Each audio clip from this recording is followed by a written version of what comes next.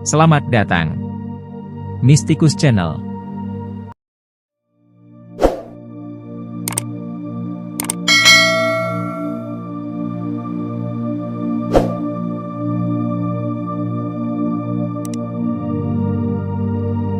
Said Burhan telah belajar dengan penuh kepatuhan pada ayah Rumi di Balkh. Dia menumbuhkan harapan besar sehingga Bahawalat mengangkatnya menjadi pembimbing bagi anaknya yang masih muda. Maka, pertalian keluarga yang baru pun segera terbentuk sehingga sangat menyenangkan baik bagi guru maupun murid itu. Rumi belajar dengan cepat dan Burhan adalah pembimbing yang murah hati. Ia mencurahkan waktu dan tenaganya bagi anak muda itu. Namun, kendati dia telah menggunakan peluang itu, Burhan tidak pernah bisa mencurahkan seluruh hatinya pada tugasnya itu. Sebab, dia adalah seorang darwis, yaitu orang yang tinggal di satu pintu dari dua dunia, sebelah kakinya di dunia material dan yang lain di dunia spiritual. Dia tidak mabuk namun dia juga tidak sadar sepenuhnya. Darwis melakukan sesuatu yang bermanfaat meski ia tahu bahwa dia hanyalah seekor semut yang harus merangkak melintasi wajah keterbatasan. Dia rela hidup terasing di tengah dunia, menyambut tanggung jawabnya dengan menunaikan tugasnya, kendati ia telah rindu untuk pulang. Burhan tetap menjadi pembimbingnya selama bertahun-tahun, dan dia mencintai Rumi sebagai seorang anak, tetapi Padang Gurun selalu memanggilnya. Hingga akhirnya dia minta Bahawalat untuk menyudahi tugas-tugasnya. "Mengapa kamu harus pergi?" tanya Rumi pada pembimbingnya. "Ada apakah di Padang Gurun?" "Allah ada di sana. Allah ada di mana-mana. Dia ada di antara kita bahkan lebih dekat adanya daripada urat leher kita sendiri." Burhan tersenyum mendengar muridnya mengutip kitab suci untuknya. Ada waktu untuk hidup bersama orang lain, tapi ada waktunya pula untuk hidup menyendiri. Dan, inilah waktuku untuk menyendiri. Kita akan berjumpa lagi. Dia menepuk tangan Rumi, hatinya terharu melihat kesedihan di mata anak muda itu. Kemudian, dia pun meninggalkan Balkh untuk mengarungi padang-padang gurun di timur. Sedikit orang saja yang berpapasan dengan orang yang menyendiri. Pada saat seperti itu tak terlihat orang lain kecuali seseorang yang berpakaian tambal sulam, atau orang asing, yang hanya sedikit bicara, dan yang tiba-tiba menghilang begitu simpul persahabatan ditawarkan kepadanya. Selama bertahun-tahun pencinta Allah ini gelisah untuk bisa tenang. Dan, dia telah mengelilingi seluruh padang gurun bak kisaran pasir, yang melintas di atas permukaan tapi tidak meninggalkan jejak apapun di belakangnya. Pada saatnya, sampah-sampah jiwa Burhan terbakar dan cahaya pun memancar dari tangan dan kakinya, dan orang-orang yang mau menemukan dirinya dapat menjumpainya. Dia tidak menolak mereka kali ini, karena kisaran telah menghapus Burhan. Tidak ada semut lagi, yang ada hanyalah keterbatasan. Pribadi yang disebut Burhan telah mati, dan dalam ruang yang dibuka oleh ketiadaannya, orang lain bisa masuk. Pada saat itulah dia mendapati dirinya berada di Tirmidz yang jauh. Suatu hari di masjid, dia melompat sambil berteriak, "Mursyidku Bahawalat telah wafat. Aku dibutuhkan putranya." Demikianlah karena respek terhadap Burhan, tak seorang pun meragukan seruannya. Ayah Rumi telah dikenal di tempat yang jauh itu. Maka, doa tahlilan pun dipanjatkan di masjid itu untuk Sultanul Ulama ini. Hari berikutnya Burhan mengayunkan langkahnya ke Anatolia, ke dalam kehidupan muridnya, Rumi. Sekalipun kakinya sakit setelah berjalan selama 50 hari, dia langsung pergi ke madrasah Konya. Rumi tidak berkenan menemui siapapun. Pintu kamarnya dikunci dari dalam, tirai menutup rapat-rapat seluruh jendela. Hatun berusaha mencegah Darwis compang-camping itu mengganggu suaminya, tapi Burhan memperdayanya dengan sesimpul senyum. Dia mengetuk pintu, "Apa yang kamu lakukan?" Tak ada jawaban. Burhan mengetuk lagi, dan mengulangi pertanyaan itu.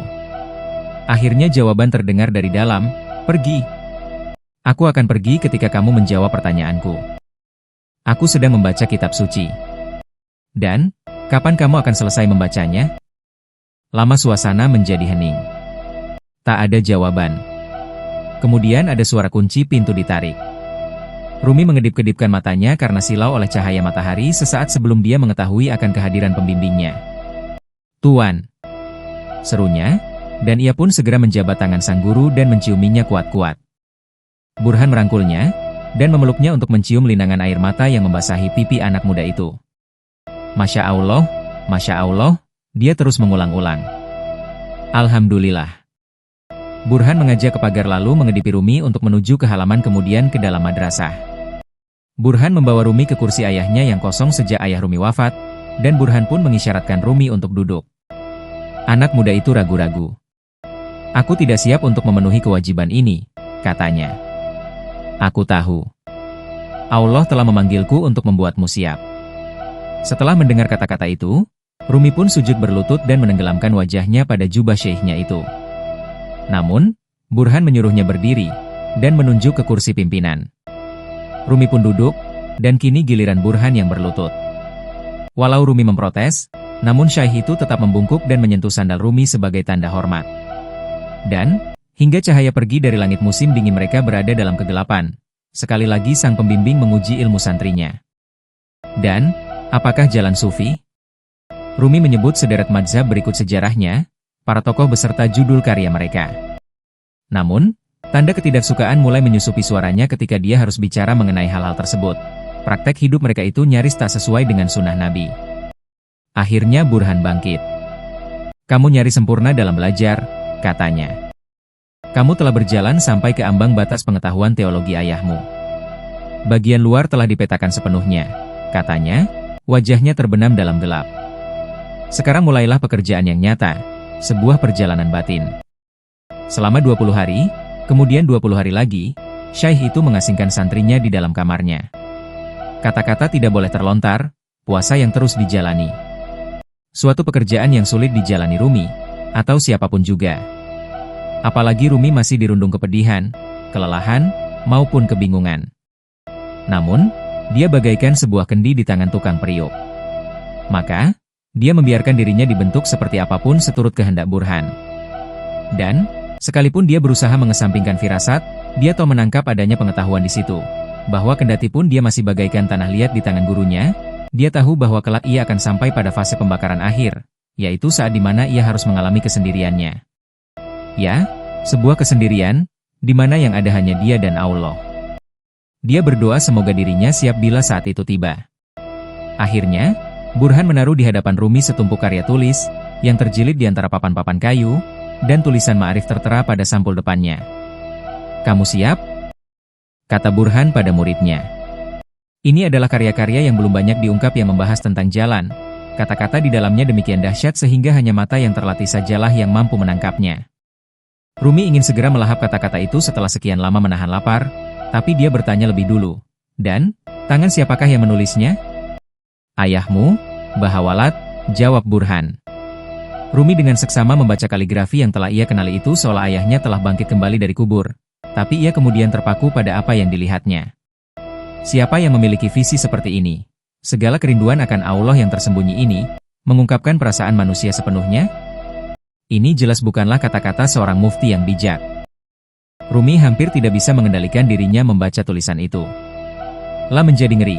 Perasaan yang muncul saja sudah cukup menjadi alasan untuk membuatnya takut. Tapi kalau dipikir lebih lanjut kata-kata itu merupakan hasil tulisan tangan ayahnya sendiri yang amat ia kagumi. Burhan menuntun muridnya untuk menjalankan kewajibannya bak seorang pawang kuda yang melatih kudanya yang liar. Pada suatu saat harus berulang kali mengekangnya ketika dia berontak mau lepas dari kendali. Dan di saat lain menuntunnya untuk maju dengan elusan, dan di saat lain lagi dengan lecutan nasihat.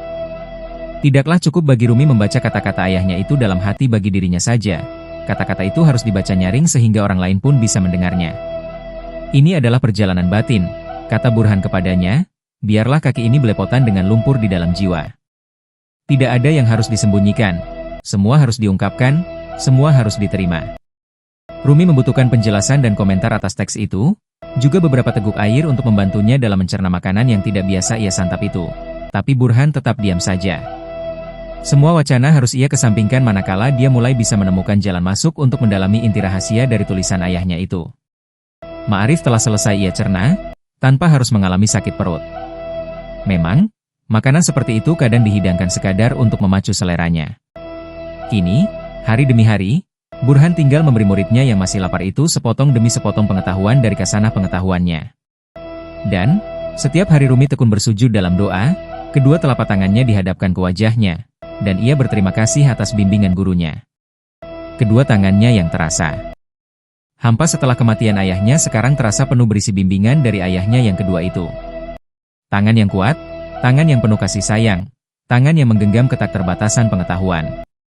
Tapi ada lagi, kata Burhan kepadanya. Kamu akan jauh melampaui pengetahuanku. Kita harus berjalan bersama, mencari pikiran yang lain lagi agar kamu bisa benar-benar lengkap, yang tak seorang pun pernah meraihnya. Rumi telah berada dalam cinta. Dia begitu mulia, begitu baik, kata Rumi pada istrinya.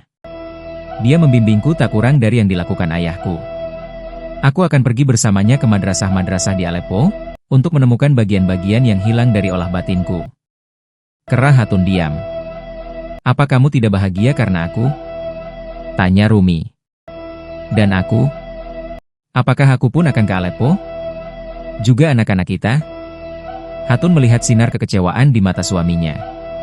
Atau kamu telah melupakan kami? Pasukan Han sudah sampai di Kayseri, kata mereka. Terlalu berbahaya meninggalkan benteng Konya. Di sini dalam lindungan temboknya yang tebal dan paritnya yang dalam kamu akan aman. Kamu mungkin orang yang bijaksana, ungkap Hatun, tapi kamu adalah suami yang bodoh. Kehidupan macam apa yang akan kumiliki di sini bila aku seorang diri? Dan jika kamu mati dalam perjalananmu, apakah kamu tidak berpikir kalau aku lebih suka ada bersamamu? Kamu sangat mencintaiku? Sebesar cintamu pada orang itu, jawabnya dengan pedih. Akhirnya diputuskan, Hatun dan kedua anak mereka, bersama beberapa hadam dan santri, sebagai kafilah mengikuti Burhan ke padang gurun. Ketika diumumkan di madrasah bahwa Rumi akan pergi, para tetua berusaha menahannya, dengan mengingatkan akan bahaya yang mengancam sebuah ekspedisi seperti itu, juga akan tanggung jawab Rumi pada penduduk Konya. Namun, mereka tidak berhasil mengingat Hatun pun sudah tidak kuasa mencegahnya lagi. Rumi telah menikah dengan kebenaran. Dia adalah seorang salik, orang yang terus mencari, seorang ayah yang terus berjuang. Maka, segala pertimbangan lain dianggap sekunder. Sultan menawarkan pengawalan dari kerajaan untuk melindungi mereka, tapi Burhan menolak.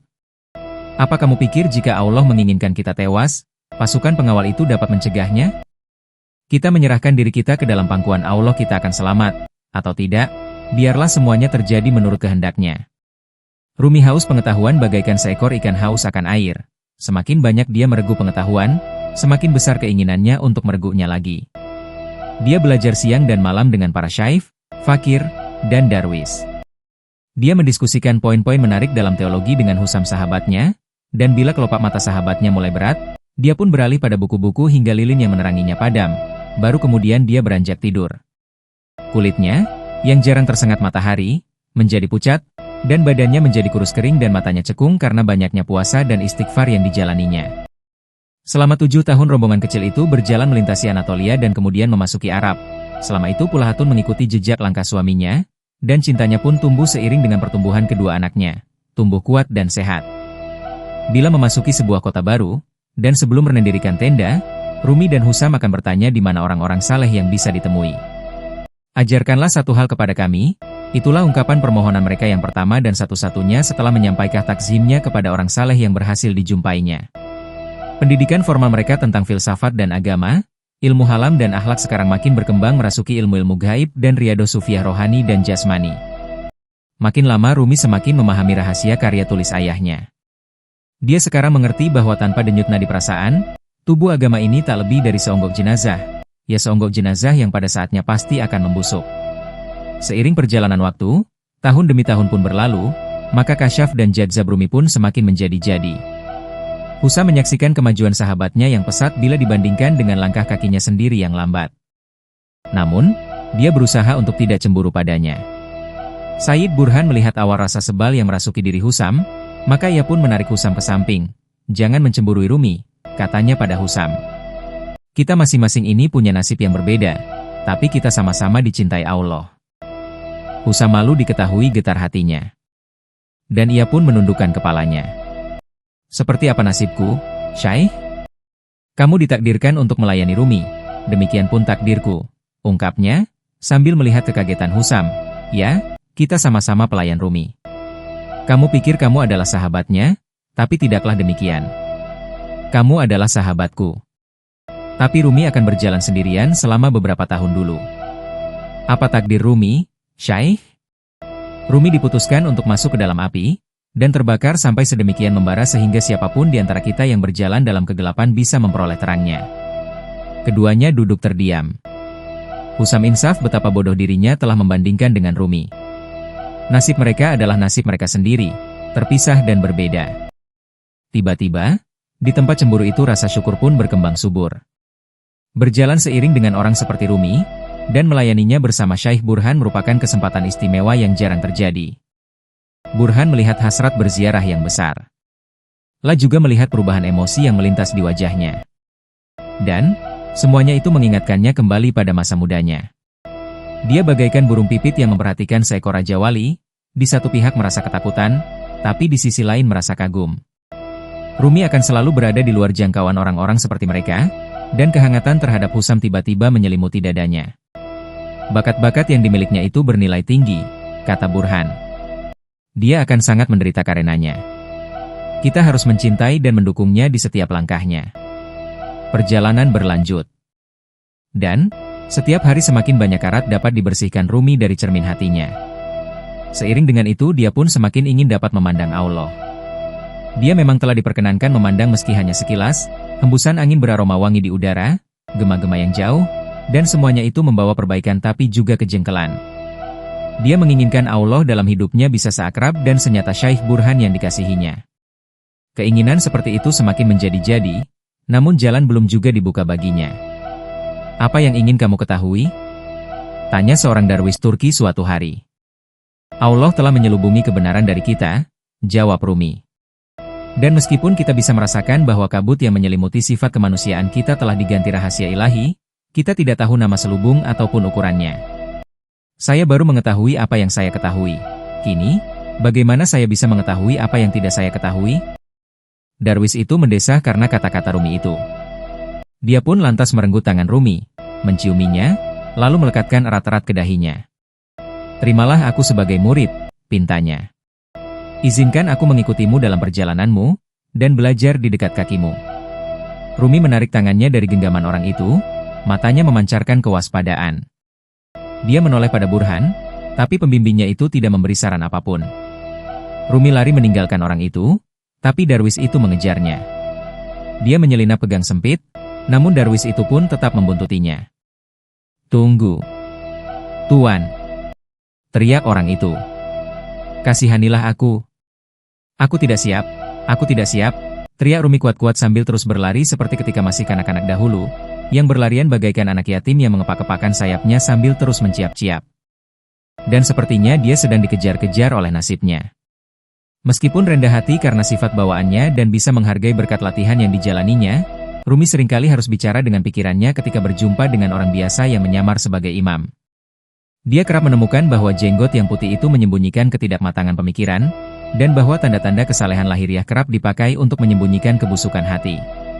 Rumi kerap melihat hal semacam itu di wajah kaum intelektual, melihat perubahan ketika kelelahan dibiarkan untuk mengatasi kegembiraan, dan kelambanan dibiarkan menggantikan kelaparan spiritual. Dan Rumi tahu bahwa seluruh kehidupan adalah gerakan. Jika seseorang mengalami kemandegan, dia merasa tidur teramat nyenyak yang tidak bisa lagi dibedakan dengan kematian. Jika seseorang tetap sama saja cara-caranya, dia seperti sayuran yang beku hitam semuanya. Karena itu Rumi bersyukur kepada Allah setiap hari karena semangat yang membuatnya selalu bergerak dan berubah. Dan setiap hari dia berdoa agar kerinduannya semakin meningkat. Dia ingin mencintai Allah sebagaimana dia melihat anak-anaknya mencintai ibunya. Seperti setiap ilmuwan yang baik, demikianlah Rumi. Semakin banyak ia belajar, semakin ia menyadari bahwa ilmunya belum seberapa. Kampung-kampung berdebu, wajah-wajah terasa asing, bahasa-bahasa pun menjadi asing. Ini lebih merupakan perjalanan dalam kebingungan daripada kepastian yang dia harapkan. Lewat setiap perjumpaan, Rumi semakin menyadari betapa banyaknya kewajiban dirinya. Pengetahuan tentang Allah bagaikan lautan yang amat luas, dan akalnya yang kecil bak sebuah perahu sampan. Banyak tahun yang dia habiskan untuk mendayung perahunya dengan segala kekuatannya telah melemparkannya ke dalam gelombang air, dan garis pantai masih tetap terlihat jelas, tapi kaki langit tetap nun jauh di sana. Ketika Rumi bertemu dengan seseorang yang mengaku tahu, dia pun lantas mengujinya. Tapi semakin lama dia dan Husam berjalan, semakin sedikit benih-benih kebijaksanaan yang dapat mereka temukan, bagaikan dua orang pendulang emas yang menguras kekayaan sungai. Sekarang pertanyaannya lebih sering diarahkan kepada dirinya sendiri manakala orang-orang melihat kedalaman pemahamannya. Rumi, putra Bahawalat, kini kamu telah jauh melebihi kami dalam belajar. Ajarilah kami. Suatu sore manakala mereka berkemah di luar Damaskus, setelah sholat maghrib Hatun pergi ke kemah suaminya. 7 tahun lamanya kami telah mengikutimu, katanya. Dan 7 tahun sejak permintaanku untuk mengikuti perjalananmu. Betul. Kita tidak mati, juga tidak banyak menderita dalam perjalanan kita. Allah memang baik. Dan, sekaranglah waktunya untuk pulang ke rumah. Rumah? Dia mengucapkan kata itu seperti mencicip buah yang dia rasakan untuk pertama kalinya. Dia berhenti untuk menilai apakah rasa itu dia sukai atau tidak. Di mana rumah kita? Tanyanya kemudian dengan tetap tak percaya terhadap rasa itu. Hatun mengajaknya mendaki bukit dan membalikkan punggungnya ke kota. Gurat-gurat cahaya matahari yang tengah terbenam meronakan wajahnya hingga kemerah-merahan. Konya, kata Hatun singkat. Rumi tidak mengikuti arah telunjuk Hatun. Dia malah memandang wajah istrinya. Untuk pertama kalinya Rumi memperhatikan betapa dia telah menunggu, dan betapa kulitnya telah terbakar matahari, dan betapa pipinya kini tinggal kulit. Dia begitu sibuk mencari kebijaksanaan Allah di padang gurun, mencari tanaman semak-semak dan batu yang mencuatkan keping-keping kebijaksanaan, sehingga dia tidak melihat istrinya. Semakin banyak yang ia temukan, semakin banyak pula yang masih ingin ia cari. Jika banyak waktu itu telah dimanfaatkannya untuk dirinya sendiri, berapa banyak lagi waktu yang dibutuhkan untuk orang ini, istrinya ini? Hatun jarang mengeluh, meskipun ada banyak alasan baginya untuk itu. Kedua anak mereka tidak mengetahui perbedaan apapun selain semuanya dirasakan sebagai perjalanan seumur hidup. Namun, bagi Hatun kehidupan yang seperti itu tidak pernah bisa menjadi bagian dari dunianya. Rumi meletakkan tangan kanan di dadanya, dan tangan kiri di atas ikat pinggangnya, lalu membungkuk hormat pada Hatun untuk pertama kali dalam hidupnya. Aku akan bicara dengan Said Burhan, jika beliau setuju, kita akan kembali ke Konya. Nantikan kisah Maulana Jalaluddin Rumi selanjutnya dalam Rumi Series di Mystikus Channel. Jika Anda menyukai Mystikus Channel silahkan like, komen,